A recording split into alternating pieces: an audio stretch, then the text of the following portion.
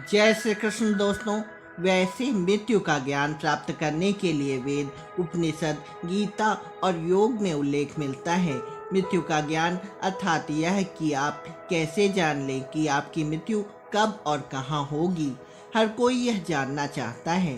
प्राचीन हिंदू धर्मशास्त्र कठोपनिषद में मृत्यु और आत्मा से जुड़े कई रहस्य बताए गए हैं, जिसका आधार बालक नचिकेता और यमराज के बीच हुए मृत्यु से जुड़े हुए संवाद है।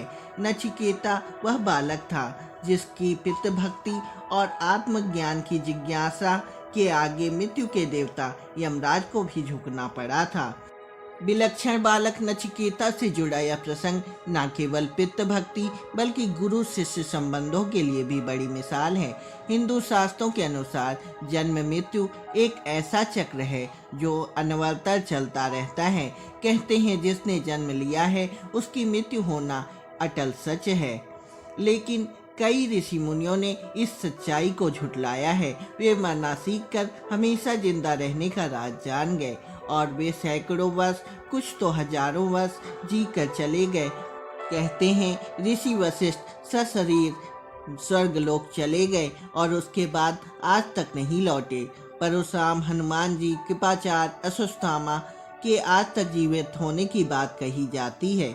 मृत्यु के बारे में वेद, योग, पुराण और आयुर्वेद में विस्तार से लिखा हुआ है। पुराणों में गरुड़ पुराण, शिव पुराण, ब्रह्म पुराण में मृत्यु के स्वभाव का उल्लेख मिलता है। मृत्यु के बाद जीवन का उल्लेख मिलता है। परिवार के किसी सदस्य की मृत्यु के बाद घर में गीता और गरुड़ पुराण सुनने की प्रथा है, जिससे मृतक की आत्मा को शांति और सही ज्ञान मिलता है, जिससे आगे की गति में कोई रुकावट नहीं आती। स्थूल शरीर को छोड़ने के बाद सच्चा ज्ञान ही लंबे सफर का रास्ता दिखाता है। ध्यान रहे, मृत्यु के पूर्वाभास से जुड़े लक्षणों को किसी लैब टेस्ट या क्लिनिक परीक्षण में सिद्ध नहीं किया जा सकता, बल्कि ये लक्षण केवल उस व्यक्ति को महसूस होते हैं जिसकी मृत्यु होने वाली है। मृत्यु के पूर्वाभास से जुड़े कई संकेत व्यक्ति को अपना अंत समय नजदीक होने पर आभास करवाते हैं। हम आपको बता रहे हैं कि किस तरह व्यक्ति जान सकता है कि मृत्यु कब, कहाँ और कैसे होगी। योग सूत्र के विभूति पाद में अष्ट सिद्धियों के अलावा अनेक अन्य सिद्धियों का वर्णन भी मिलता है। इन्हीं में से एक है कर्म सिद्धि योग। माना जाता है कि इसे साधने से व्यक्ति को अपनी मृत्यु का पूर्व ज्ञान हो जाता है। यह बहुत ही सामान्य है। सोपक्रम और निरूपक्रम, इन दोनों तरह के कर्मों पर संयम से मृत्यु का ज्ञान हो जाता है। सोपक्रम अर्थात ऐसे कर्म जिसका फल तुरंत ही मिलता है, और निरूपक्रम जिसका फल मिलने में देरी होती है। इन कर्मों में संयम करने से योगी को जब सिद्धि प्राप्त होती है तो उसे अपनी मृत्यु का ज्ञान प्राप्त हो जाता है।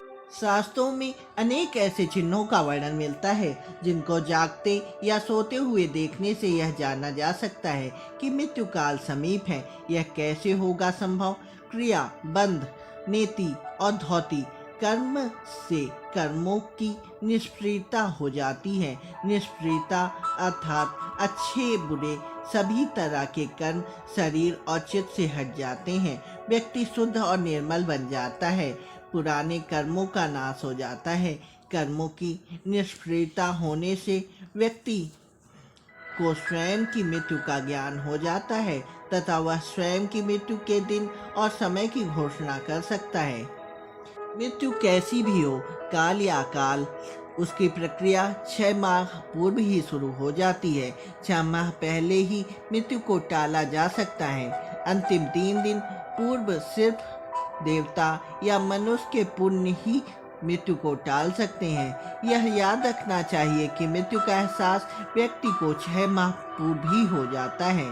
विकसित होने में 9 माह, लेकिन मिटने में 6 माह या 3 माह ही लगते हैं।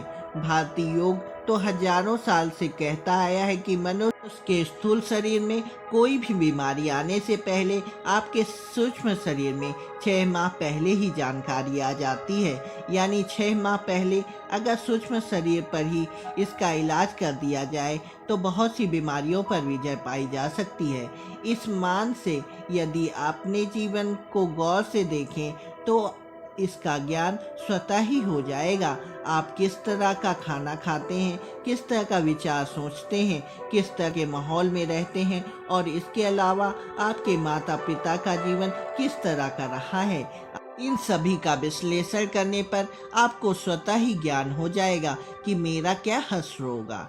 यदि आप यह जानना चाहते हैं तो आप अपनी उम्र बढ़ाने के विषय में सोच सकते हैं, लेकिन इसके लिए आप में संकल्प और संयम की जरूरत होती है। जरा मृत्यु के विनाश के लिए ब्रह्मा आदि देवताओं ने सोम नामक अमृत का आविष्कार किया था।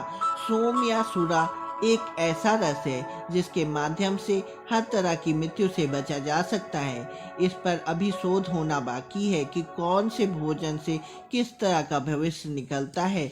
भविष्य में यह संभव होगा। धन्वंतरी आदि आयुर्वेदाचार्यों ने अपने ग्रंथों में 100 प्रकार की मृत्यु का वर्णन किया है, जिसमें 18 प्रमुख प्रकार हैं।